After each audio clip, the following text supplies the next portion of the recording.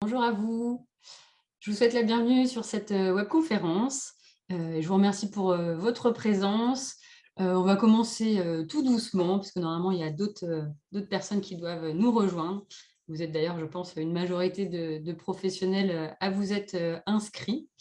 Rapidement, donc moi, je suis Audrey Lemercier, en charge de l'animation et de l'information logement à la Maison de l'Habitant de Nantes Métropole.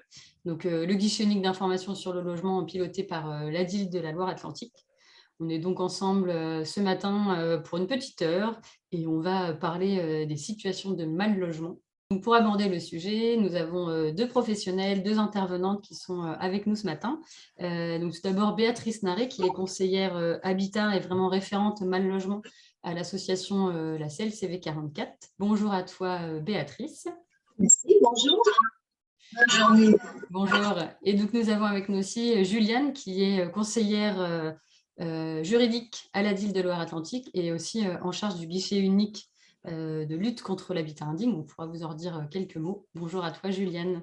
Oui, bonjour Audrey, bonjour à tous. Nous avons aussi notre collègue Élodie Varin qui a dû vous envoyer déjà un petit mot sur le chat, qui est connecté avec nous. N'hésitez pas à avoir le chat ouvert en parallèle, puisqu'elle pourra en complément vous envoyer des liens divers vers des infos, vers des sites internet, vers des ressources qui viendront en complément de ce qui peut vous être dit, sachant que tout vous sera renvoyé dans un petit mail dans la fin de semaine. N'hésitez pas à poser vos questions, on essaiera dans la mesure du possible d'y répondre un petit peu au fil de l'eau. Avant de commencer sur la thématique, de rentrer dans le vif du sujet, on va juste vous rappeler brièvement l'émission de la Maison de l'Habitant, et puis Béatrice va vous dire un petit mot sur la CLCV. Donc, je pense que vous l'avez peut-être tous en tête, mais pour rappel, donc, la Maison de l'Habitant, c'est un lieu d'information sur toutes les questions logement, qui est situé en centre-ville de Nantes, mais qui est ouvert aux habitants des 24 communes de la métropole, avec quelques grosses thématiques fléchées au sein de la Maison de l'Habitant, l'accession à la propriété, la location dans le parc social, la location tout court, tout locataire, propriétaire peut nous contacter. Il y a un gros volet ici sur tout ce qui est rénovation énergétique, notamment avec l'espace France Rénov, qui est porté par l'association Alizé. Et puis ensuite, vous pouvez tout simplement venir vous informer, puisqu'on est là pour informer les habitants et aussi les professionnels sur ce qui se passe sur la métropole, notamment en lien avec les grandes thématiques fléchées dans la politique habitat. On vous a remis nos coordonnées et puis vous pouvez suivre nos actualités aussi sur les réseaux sociaux, au grand public ou professionnel. Et je laisse la parole à Béatrice qui va vous redire quelques mots. Vous connaissez peut-être déjà toutes et tous la CLCV, mais qui va vous expliquer un petit peu les missions de l'association. La CLCV, qui signifie Consommation, Logement et Cadre de vie, c'est une association 1901. Donc, on intervient sur trois grands axes. Le règlement de litige de consommation et de logement, la prévention, donc tout ce qui est animation sur la consommation responsable, le développement durable, et la représentation dans différentes instances, aussi bien justement à la DIL, à la CDC, au CAPEX, etc. Donc voilà. J'en parlerai tout à l'heure concernant toutes nos missions sur le mal logement. Donc je ne vais pas épiloguer là-dessus. Pas de souci. Merci Béatrice. N'hésitez pas à nous dire dans le chat si vous nous entendez bien. Moi, j'ai l'impression qu'il y a un peu d'écho du côté de Béatrice, mais c'est peut-être que de mon côté. Donc, n'hésitez pas à nous faire signe dans le chat si jamais il y avait des... un peu d'écho. Alors, pour vous récapituler un petit peu ce qu'on va aborder ce matin, donc je vous parlais de 5 points principaux. Première partie, on va vraiment être sur qu'est-ce que le mal logement. Ça va être redéfinir un petit peu ce qu'on entend et puis les types de situations qu'on peut inclure sur cette thématique. On reviendra ensuite sur les obligations à la fois du locataire, mais aussi du propriétaire. Et puis, on fera un gros focus sur les bons gestes à adopter. Et en dernière partie, on abordera les démarches à entreprendre et les interlocuteurs vers lesquels on peut se tourner en cas de situation de mal logement. Avant de vous donner de plus amples informations, de vous définir un petit peu tout ça, on voulait vous mettre à contribution. Vous devez voir s'afficher une petite question là justement sur le support. L'idée, c'est que vous puissiez nous indiquer dans le chat ce qu'évoque pour vous, justement, être en situation de mal logement. Alors, n'hésitez pas à nous laisser ça en commentaire. Voilà, ça peut être des mots-clés qui vous viennent quand on parle de mal logement. Qu'est-ce que ça symbolise pour vous? Ou peut-être des situations concrètes que vous avez vécues, soit personnellement, soit dans le cadre d'accompagnement peut-être d'habitants que vous pouvez faire au niveau professionnel. Donc, on vous laisse quelques petites secondes, quelques petites minutes pour nous indiquer ça dans le chat. Puis si vous séchez un peu, on vous donnera quelques indices dans un second temps.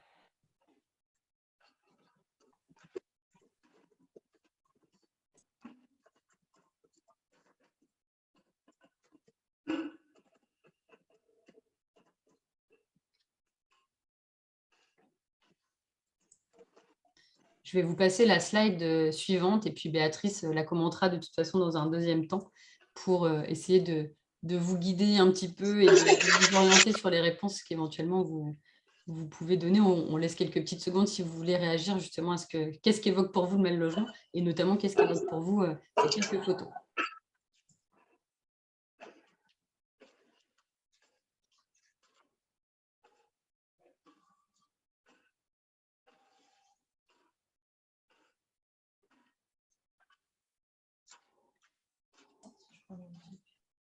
Merci à vous pour ces premiers éléments. Donc, il y a Léa qui nous parle d'habitat précaire, d'habitat insalubre. Chloé, pour elle, mal logement, ça évoque notamment indécence, insalubrité. Et Madame Le Goff, je pense, qui parle d'insalubrité et de précarité énergétique. J'ai en message privé aussi suroccupation. Donc voilà, plein de termes intéressants qui justement vont être un petit peu balayés par Béatrice. Je te laisse commenter ces quelques photos, Béatrice. Oui, je te remercie. Donc, le mal logement, c'est en effet tout ça, tous les termes dont vous avez parlé. On peut y mettre différents mots par rapport à l'insalubre. Voilà, donc vous avez le logement en péril, le logement indécent, insalubre, le logement inhabitable par nature ou impropre à l'habitation, c'est la même chose, et le logement contraire au RSD. Donc, on perçoit dans toutes ces notions des notions de confort, de sécurité et de santé. Juste pour faire une petite aparté, donc la Fondation Abbé Pierre nous précise que plus de 4 100 000 personnes souffrent de mal logement en France, dont 300 000 sont sans logement. Alors, si on reprend les 5 termes de mal logement, vous avez tout d'abord, sur la diapo suivante, l'indécence.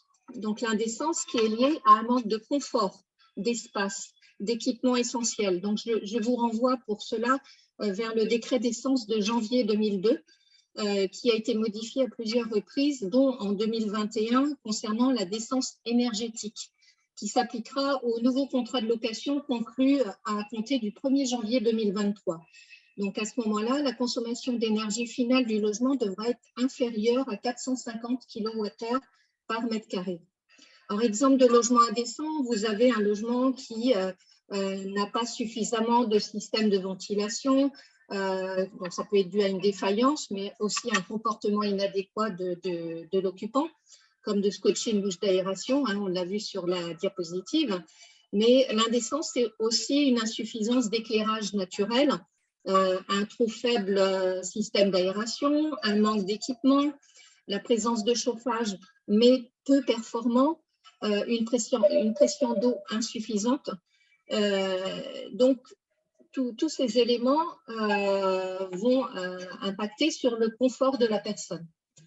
Donc, dans ce cas-là, il faut donc contacter son propriétaire. Un peu au-dessus de l'indécence, sur la diapo suivante, vous avez le logement contraire au RSD. Le RSD qui est le règlement sanitaire départemental. Alors, les prescriptions du RSD sont très proches de celles de la décence. Tout logement doit être conforme au RSD. C'est un texte qui fixe les règles d'hygiène et de salubrité publique qui s'appliquent sur le département. Mais c'est sous le contrôle du maire sur le territoire de sa commune.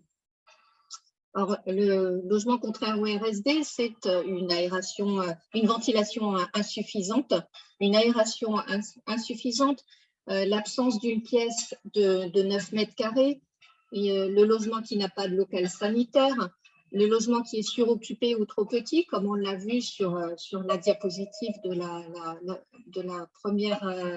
du slide 7, un mauvais fonctionnement des installations électriques, de gaz, de chauffage, sans dangerosité, le logement qui est encombré ou qui a beaucoup d'animaux. Donc, tous ces éléments, en fait, correspondent donc à un logement contraire au RSD.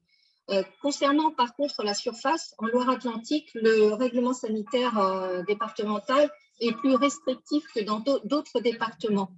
Le logement doit avoir une surface d'au moins 16 mètres carrés, alors que c'est 9 mètres carrés ailleurs, avec une hauteur sous plafond d'au moins 2,30 mètres, alors qu'on précise qu'il doit faire au moins 2,20 mètres sur d'autres départements. Par contre, il s'avère qu'au vu du manque de logement, des arrêtés préfectoraux de dérogation sont assez souvent pris pour maintenir le logement. Donc, face à un logement contraire au RSD, il y a lieu d'interpeller votre propriétaire, bien sûr, puis le maire qui fera constater des infractions dans un procès verbal. Une injonction, une mise en demeure pourront être pris. Et si le logement est déclaré officiellement indécent, le locataire pourra contacter la CAF ou la MSA pour signaler l'état de son logement. Et selon la situation, la caisse pourra conserver les allocations logement, ce qui fera pression sur le propriétaire pour qu'il entreprenne des travaux. Alors, face à ces deux notions, indécence contraire au RSD, vous avez le logement indigne. Donc, l'habitat indigne, quant à lui, représente un risque pour la santé et la sécurité des occupants ou du voisinage. Et vous avez trois catégories d'habitat indigne. Vous avez le logement insalubre, le logement en péril et le logement impropre à l'habitation. Le logement en péril, donc la structure du logement est dangereuse pour l'occupant ou les passants. Donc il y a menace d'effondrement de murs, de balcons, de plancher, le garde-corps est décellé, le toit est dangereux. On l'a vu sur la diapo précédente, des murs d'habitation très fissurés, la cheminée fissurée. Donc face à du péril, on vous l'a noté, il y a lieu d'interpeller votre propriétaire, mais rapidement le maire. Même si ce n'est pas votre logement d'ailleurs, que vous avez connaissance d'une situation semblable, prévenez le maire. Parce que c'est lui qui a le pouvoir en fait d'intervenir concernant un logement en péril. Le logement impropre à l'habitation ne peut être, lui, quant à lui, ni loué, ni mis à disposition gratuitement. Donc, il s'agit d'un garage, une cave, un sous-sol, des combles non aménagés, comme on l'a vu également, une cabane de jardin, une pièce dépourvue d'ouverture. Donc, en cas de logement impropre à l'habitation, inhabitable par nature est un autre terme, il faut interpeller votre propriétaire, puis l'ADIL, Loire-Atlantique, qui transmettra donc au service d'hygiène ou à l'ARS. Enfin, la troisième situation d'habitat indigne, c'est l'insalubrité. L'insalubrité concerne les autres logements dangereux pour la santé ou la sécurité. Des logements qui sont ni inhabitables, ni en péril, mais néanmoins dangereux pour la santé ou la sécurité de la personne ou des passants. Donc, c'est par exemple une installation électrique défectueuse, une installation de gaz dangereuse, la présence de peinture au plomb, l'humidité et des moisissures, mais très importantes, étendues avec des infiltrations. Face à de l'insalubrité, comme on vous l'a noté, après contact avec le propriétaire, il faut interpeller les services d'hygiène si le logement est sur Nantes ou Saint-Nazaire, la Carène s'il s'agit donc de l'agglomération de Saint-Nazaire ou la DIL sur le reste du département. Alors, vous pouvez également solliciter un CMEI qui est un conseiller médical en environnement intérieur, qui est un spécialiste. Il pourra en fait faire des mesures et repérer si vos pathologies respiratoires chroniques ou pathologies allergiques sont liées à l'état du logement. Alors, pour terminer, la notion de cumul de critères est aussi à prendre en compte pour qualifier un logement d'habitat indigne. Selon l'importance du désordre, le cumul avec un critère de fragilité de l'habitant est à prendre en compte. On peut passer en effet de l'indécence à de l'insalubrité. Si vous avez un logement avec beaucoup d'animaux, selon la grandeur du logement, l'âge de la personne, si elle est en capacité de s'en occuper ou pas, si c'est un public si c'est une personne fragile, on va passer dans de l'insalubrité. Alors, le public fragile regroupe les personnes âgées, les personnes handicapées, les femmes enceintes et les enfants. Donc, comme on l'a noté, comme c'est noté sur la diapo précédente, en fait, la notion de danger est aggravée par des critères de fragilité de l'habitant, de durée du problème dans le temps et de surface qu'il représente en fait dans le logement. Alors, avant de passer la parole à Juliane, je voulais juste vous renvoyer vers les articles 511 et suivants du Code de la construction et de l'habitation pour tout ce qui concerne l'habitat indigne. Merci beaucoup, Béatrice, pour ces premiers éléments de définition. Alors, je suis d'accord avec Juliane, je vois qu'elle met… Alors, le CMEI n'est pas un médecin, mais il dépend de l'hôpital, en effet.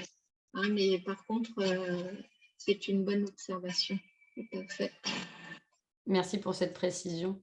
Avant de passer au point suivant, si jamais, Béatrice, tu as des petits écouteurs ou quelque chose comme ça, c'est vrai que le son n'est pas très bon, il y a pas mal d'écho. Malgré voilà, si jamais il y a une autre solution d'ici ta prochaine prise de parole, à essayer. Le prochain point, justement, on le mentionnait dans le sommaire, voilà, afin d'anticiper toute situation de la sorte et d'assurer un bon entretien de son logement. Il y a bien sûr des obligations à respecter. Alors on va d'abord parler du côté locataire et puis on viendra par la suite du côté du propriétaire. Juliane, peux-tu justement nous rappeler un peu quelles sont les grandes obligations du locataire? Oui, j'espère que vous m'entendez bien. Oui. Oui, ça paraît intéressant de reposer les choses et de repositionner les obligations de chacune des parties, à commencer par celle du locataire. Donc là, tout ce que je vais énumérer, ça va concerner uniquement les logements loués à titre de résidence principale, que ce soit en meublé ou en vide. Voilà, le logement constitue la résidence principale du locataire. On n'est pas du tout sur de la location saisonnière ou autre. Donc les obligations du locataire sont énumérées à l'article 7 de la loi du 6 juillet 1989, loi qui est d'ordre public. Un certain nombre d'obligations sont à la charge du locataire, à commencer par celle de payer le loyer et les charges. Alors, c'est vrai que dans les situations de mal logement, il peut être tentant pour un locataire de cesser le paiement de son loyer afin de faire pression sur le bailleur.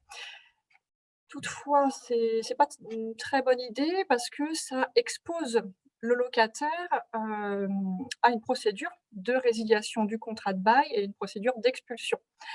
Donc là, ça peut fragiliser son statut d'occupant.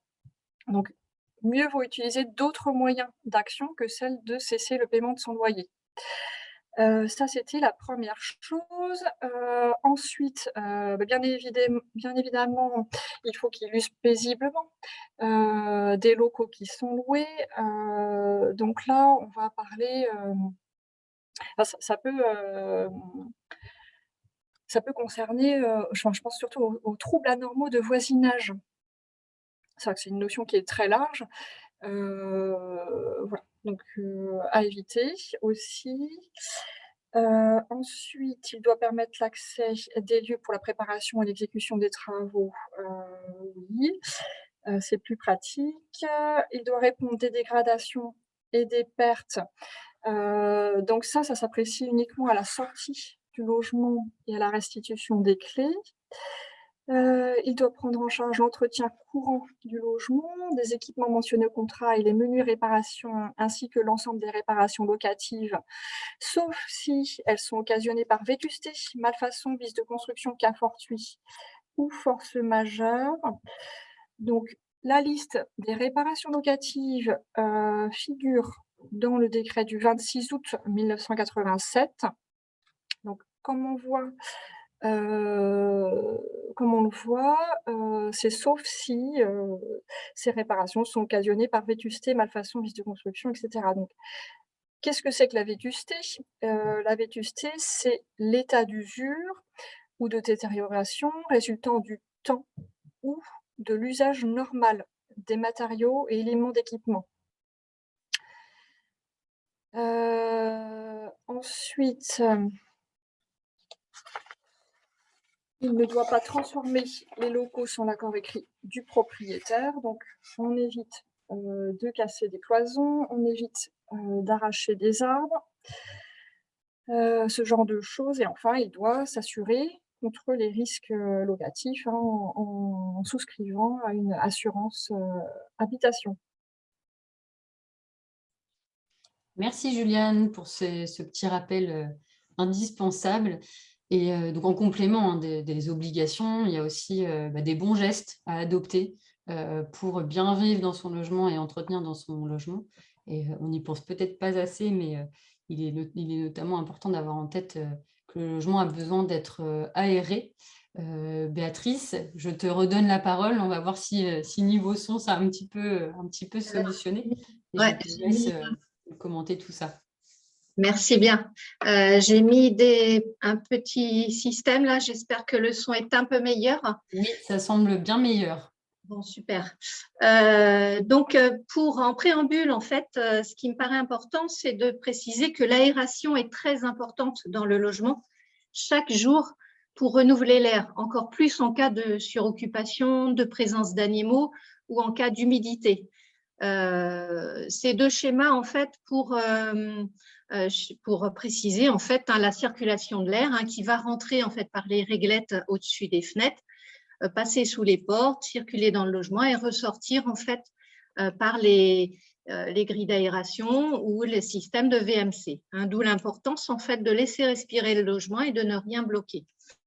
Donc, on a parfois tendance, on a des comportements à éviter, justement, tendance à boucher des aérations parce qu'on a trop froid, on l'a vu sur une des diapos, calfeutrer les hauts de fenêtre ou de ne pas suffisamment aérer un logement, être en surpeuplement sans aérer suffisamment, avoir beaucoup d'animaux.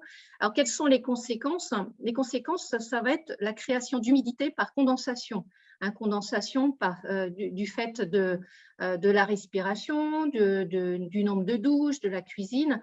Et donc, on va avoir une augmentation du risque de moisissure et de mauvaise qualité de l'air intérieur du logement. D'où l'importance de toujours garder en tête l'aération. Alors, je vous ai fait pour mémoire un petit récapitulatif sur les bons gestes à adopter dans un logement. Donc, sur deux thèmes, humidité, moisissure et chauffage, cuisson.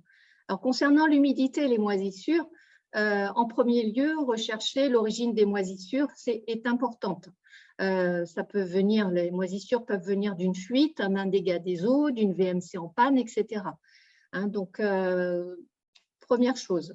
Ensuite, de garder en tête de ne jamais arrêter une ventilation, d'entretenir et nettoyer les bouches d'aération, de ne pas obstruer les dessous de porte, ni les systèmes de ventilation et d'aération. Je vous rappelle le schéma de tout à l'heure. Aérer une salle de bain après une douche ou un bain pour éviter la condensation. Si possible, mettre le linge à sécher dehors, mais jamais dans une pièce fermée. Surveiller le terreau des plantes vertes. Pourquoi? Parce que par excès d'eau, la moisissure va apparaître et créer un environnement humide, surtout si on a beaucoup de plantes. Stocker les bûches humides à l'extérieur du logement pour la même raison. Donc, pour conclusion, donc, aérer le logement au moins 10 minutes par jour, voire 2 fois 10 minutes pour renouveler l'air. Donc, c'est bon pour le logement, c'est également bon pour la santé, sachant que nous sommes en moyenne 16 heures par jour dans un logement, que ce soit domicile, transport, travail, commerce, école. Mais restons sur le mal logement. Les bons gestes concernant tout ce qui est chauffage et cuisson. Donc, en premier lieu, faire vérifier les installations de chauffage et ou de cuisson régulièrement par un professionnel, comme l'entretien annuel de la chaudière à gaz. Cela évite les dysfonctionnements des appareils, comme un court-circuit ou le dégagement de monoxyde de carbone d'une chaudière mal entretenue, qui est un gaz toxique et inodore. Ne pas faire fonctionner le chauffage d'appoint plus de 2 heures de suite, donc pour des risques de court-circuit, de surchauffe. Utiliser du bois sans peinture pour le feu, parce que la combustion, en fait, va dégager des molécules toxiques. Respecter le mode d'emploi des appareils. Faire ramoner la cheminée 1 ou 2 fois par an, hein, donc 2 fois s'il y a une utilisation vraiment importante. Alors, ce qui est important, c'est de regarder également ce qu'exige votre assurance logement à ce propos. Vérifier la date de péremption du tuyau de gaz pour les anciens modèles qui avaient une date. Entretenir le détecteur de fumée. Hein, donc, quand on dit entretenir le détecteur, c'est dépoussiérer le détecteur de fumée une fois par mois avec un chiffon humide et de le nettoyer 1 ou 2 fois par an avec un aspirateur à l'intérieur, à l'extérieur. C'est entretenir les radiateurs, les dépoussiérer, les nettoyer. Donc, tout cela, tous ces conseils pour mettre le plus d'atouts de votre côté pour maintenir le logement sain. Donc, je laisse la parole à Juliane. Merci beaucoup, Béatrice, pour le rappel justement de ces bons gestes à adopter pour entretenir son logement. Donc, Juliane va compléter le propos, en effet, avec les obligations, ce coup-ci du côté du propriétaire bailleur. Je te laisse la parole, Juliane.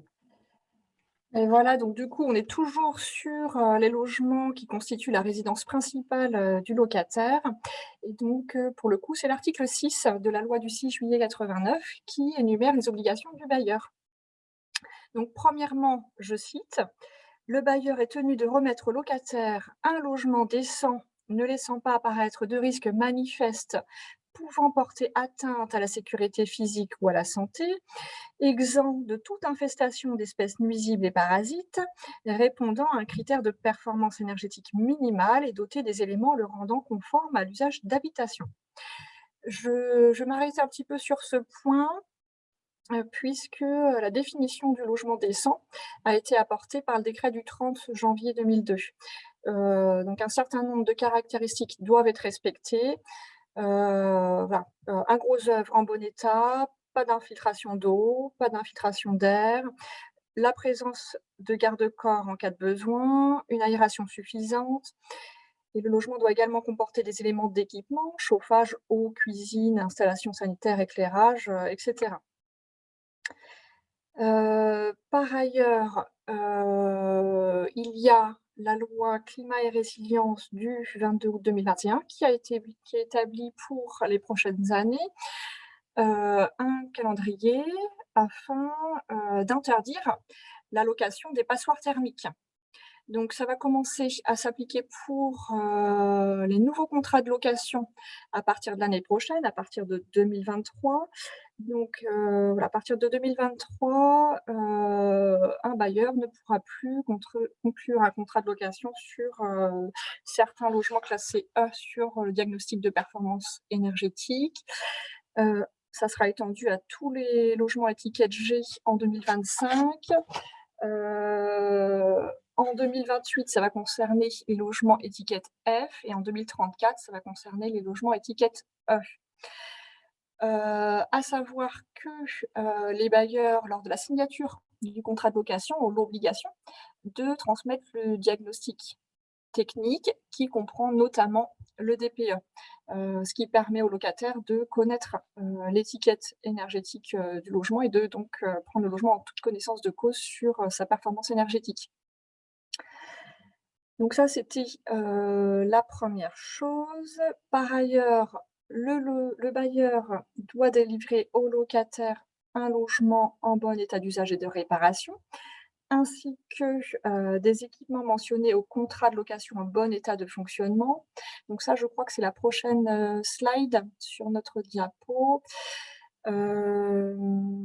Donc voilà, l'idée c'est que normalement, sur l'état des lieux d'entrée, il ne devrait pas être constaté d'éléments en mauvais état d'usage. Sinon, il y aurait un manquement du bailleur à cette obligation de délivrer un logement en bon état d'usage. Donc voilà, ça c'était la deuxième chose. Ensuite, le bailleur doit bien sûr assurer au locataire la jouissance paisible du logement. Donc en dessous, nous avons quelques exemples.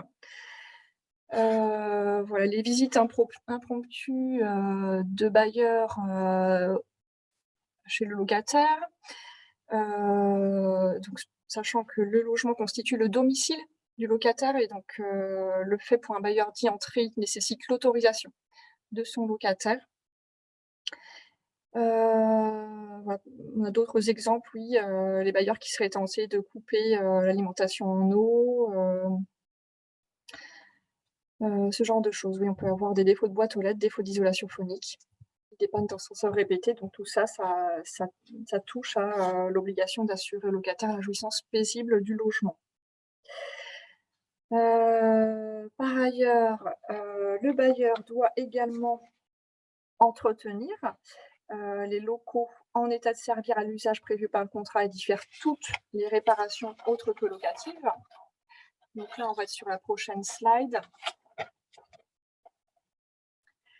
Donc les réparations autres que locatives, eh bien, ce sont les grosses réparations. Donc, par exemple, on change la chaudière, il y a des gros travaux, une obligation, par exemple, de se raccorder au réseau public, les eaux usées, ce genre de choses, c'est charge bien sûr du bailleur. Et ça va concerner aussi les réparations locatives, les réparations en principe locatives, mais qui sont occasionnées par la vétusté, la force majeure, malfaçon, etc. Ça sera du coup une charge bailleur. Et enfin, le bailleur ne doit pas s'opposer aux aménagements réalisés par le locataire. Par exemple, un locataire qui referait la peinture du logement dans des tons sombres. Voilà, l'idée, c'est pas de casser des cloisons. Donc voilà pour les obligations du bailleur. Merci Juliane. Si jamais vous avez des questions, n'hésitez pas. Je l'ai dit au tout début, et puis il y a d'autres personnes qui se sont connectées après. Si vous avez des questions, n'hésitez pas à les poser dans le chat. Juliane et Béatrice seront là pour y répondre. On va passer sur cette dernière étape. Vous êtes pour la plupart des professionnels d'ailleurs connectés, donc ça peut être des éléments qui vous seront utiles, notamment si vous accompagnez du public, savoir comment les orienter, vers quelle démarche justement les orienter en cas de logement non décent. Il y a plusieurs possibilités, il y a différentes structures qui peuvent intervenir. Juliane, je te laisse nous présenter justement un petit peu les démarches à mettre en œuvre. Oui, donc on a l'article 20-1 de la loi du 6 juillet 89 qui nous dit que lorsque le logement ne satisfait pas aux conditions de la décence, eh bien, le locataire peut demander au propriétaire la mise en conformité de son logement. Donc concrètement, comment ça se passe? Bien, l'idée, c'est de passer un petit coup de fil à son bailleur ou à l'agence, en lui envoyant des photos ou en l'invitant à venir constater l'état du logement. Ça, ce serait le premier réflexe à avoir. Si ça fonctionnait pas, eh bien, en seconde étape, l'idée, ça serait d'envoyer un courrier recommandé, voilà, afin de formaliser les choses et puis de demander officiellement et en se ménageant à la preuve de sa demande de travaux. Pour ce faire, vous avez la possibilité de contacter l'ADIL ou la CLCV pour vous aider à rédiger votre courrier recommandé. Et puis si le courrier recommandé restait malheureusement sans effet, il y a la possibilité, toujours en phase de règlement amiable du litige, de recourir à la CDC, la Commission départementale de conciliation, ou bien à un conciliateur de justice. Si la phase amiable s'avérait un échec, eh bien, le locataire a toujours la possibilité de saisir le juge afin qu'il tranche le litige. Par ailleurs, le locataire peut saisir le dispositif local de lutte contre l'habitat indigne en remplissant une fiche de repérage, à savoir que le préalable au remplissage de la fiche de repérage, c'est l'envoi par le locataire d'un courrier recommandé au bailleur. Cette fiche de repérage est à adresser à un interlocuteur qui diffère en fonction du lieu où est situé le logement.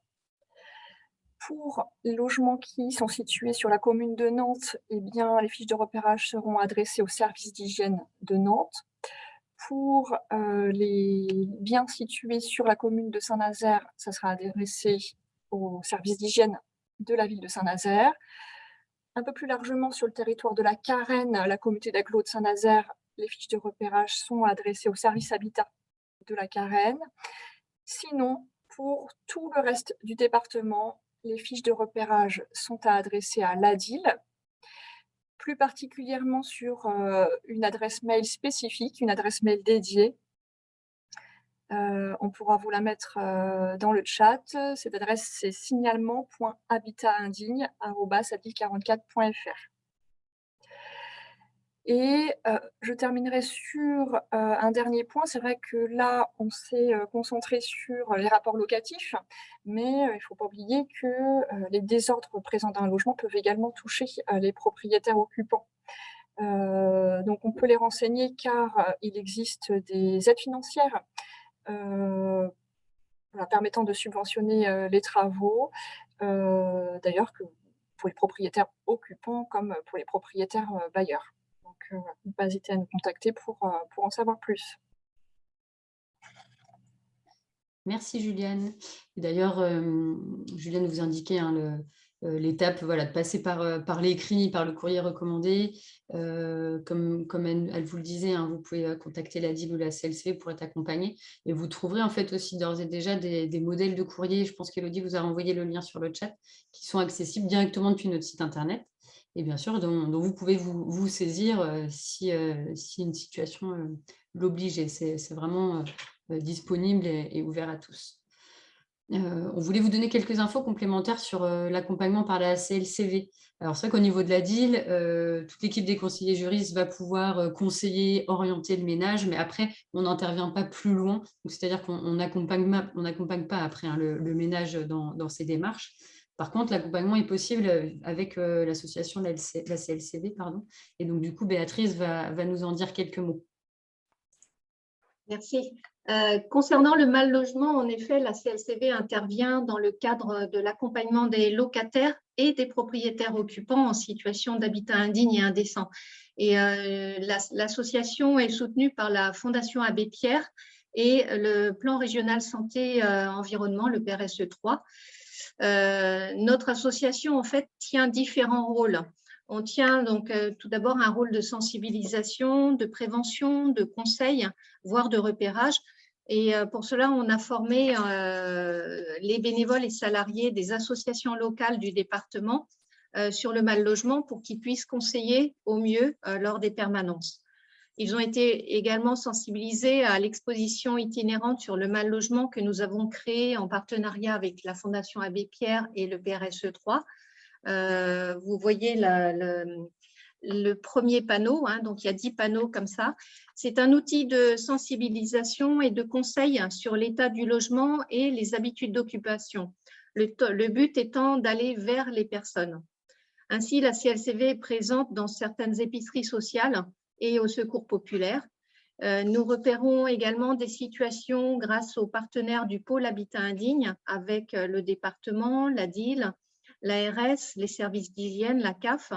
Donc, des partenaires que la CLCV retrouve lors de ses réunions mensuelles sur la législation et le suivi des dossiers.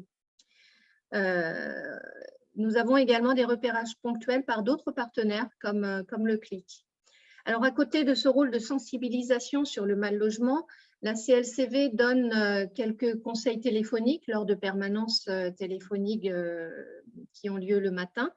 Donc, on va donner un premier conseil et orienter les personnes vers une permanence d'accueil CLCV, une permanence logement, copropriété ou accession construction, ou alors vers un partenaire extérieur comme la DIL, Solia ou un avocat.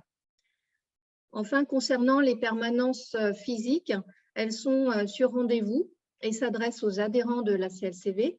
Donc, on va étudier rapidement les documents apportés, on va donner des premiers conseils Vérifier également si la première démarche écrite a bien été faite. Hein, comme on disait, donc seul un écrit représente une preuve de démarche, hein, donc en privilégiant le recommandé accusé de réception. Lors de ce rendez-vous, les bénévoles peuvent également aider à la rédaction de ce premier courrier, hein, comme le spécifiait Juliane. Enfin, la permanence va déboucher donc soit sur de simples conseils, hein, et donc la personne repart, un accompagnement à l'état des lieux, hein, donc un rendez-vous sera pris pour un état des lieux d'entrée ou pour la prévisite et un état des lieux de sortie, la prévisite étant obligatoire pour la sortie. Et ça peut être débouché également sur un accompagnement individuel, donc par le service juridique, le service copropriété, le service accession construction, le service logement social ou alors le service mal logement de la CLCV. Et en cas de mal logement, merci. En cas de mal logement, si cela est possible, on va organiser une visite à domicile pour des constats, des photos si la personne est d'accord, pour échanger, pour essayer de discerner en fait si nous sommes face à de l'indécence ou de l'habitat indigne. Alors, en fonction de l'étendue des moisissures, des VMC, si elle est défectueuse ou pas, s'il y a des fissures, s'il y a un défaut au niveau des portes et des fenêtres. En tout cas, pour avoir des éléments pour la suite, sachant que bien sûr, on n'est pas des techniciens d'insalubrité, on n'est pas ni l'ARS ni les services d'hygiène.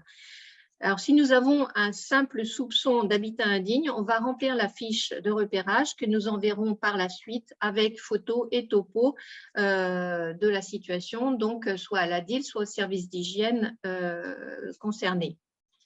Nous prévenons par contre les locataires des conséquences éventuelles d'un signalement parce qu'on s'est rendu compte bien sûr que les conflits avec le propriétaire pouvaient malheureusement augmenter.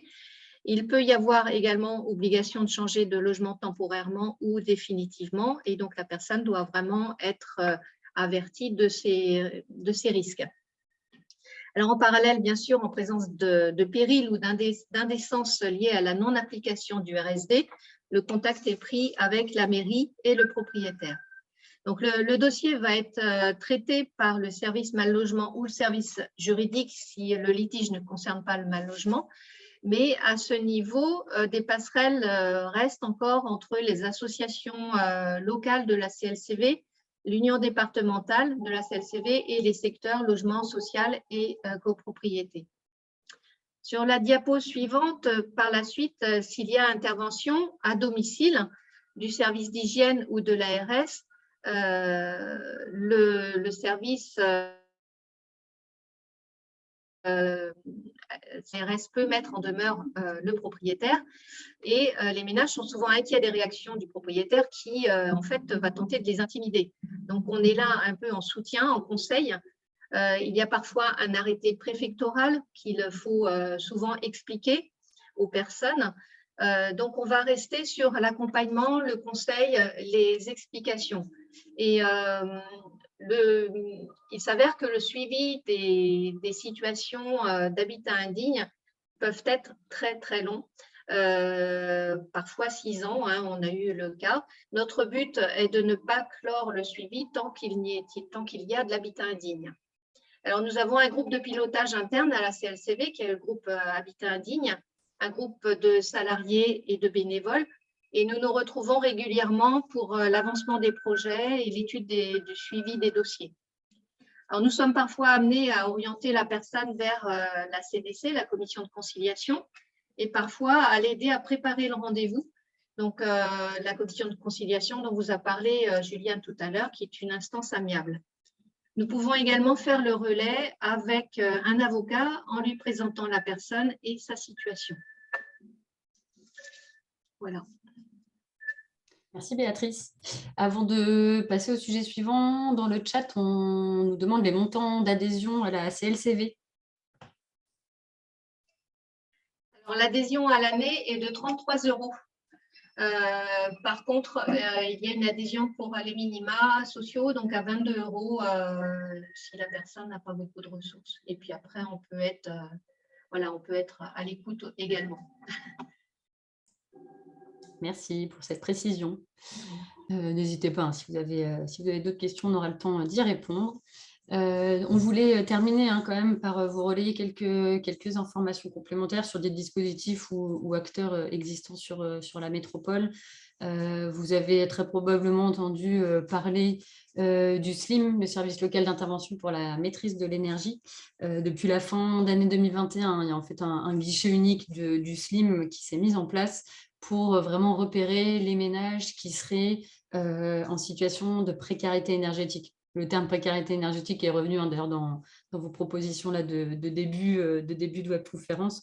Donc, c'est vraiment un service d'accompagnement et de conseil pour, d'une, maîtriser sa consommation d'énergie, pour que le ménage puisse maîtriser sa consommation d'énergie, mais aussi améliorer le confort au sein de son logement.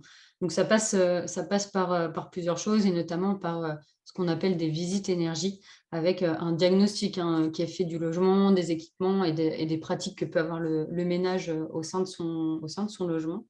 Le dispositif, il est ouvert aux habitants des 24 communes de la métropole, propriétaires ou locataires, sous conditions de ressources.